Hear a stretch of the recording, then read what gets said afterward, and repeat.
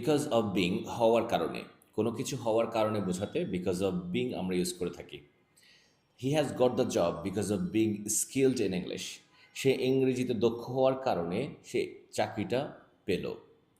সে ইংরেজিতে দক্ষ হওয়ার কারণে চাকরিটা পেল। He has got the job because of being skilled in English.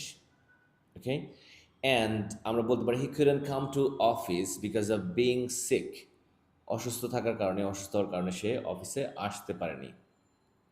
He couldn't take his meal because of being poor. মানে গরিব হওয়ার কারণে সে কী করতে পারেনি, সে তার খাবার খেতে পারেনি।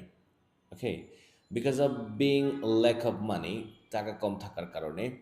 He couldn't afford his family, সে তার ফ্যামিলিকে অ্যাফোর্ড করতে পারেনি।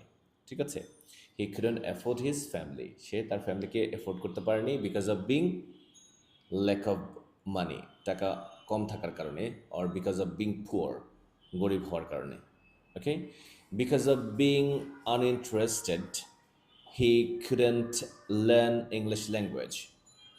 আনইন্টারেস্টেড থাকার কারণে সে ইংরেজি শিখতে পারেনি।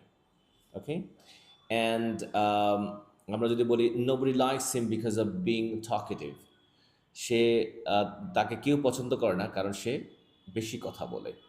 তাহলে বিকজ অফ বিং দিয়ে আমরা এভাবে দৈনন্দিন সেন্টেন্সগুলো ক্রিয়েট করতে পারি এবং আমাদের সেন্টেন্স মেকিং এর পাওয়ারটি এনহ্যান্স করতে পারি।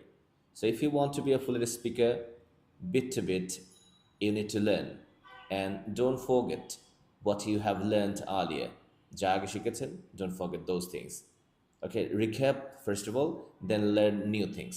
Gradually, your sentence making problem would be solved. Thank you very much.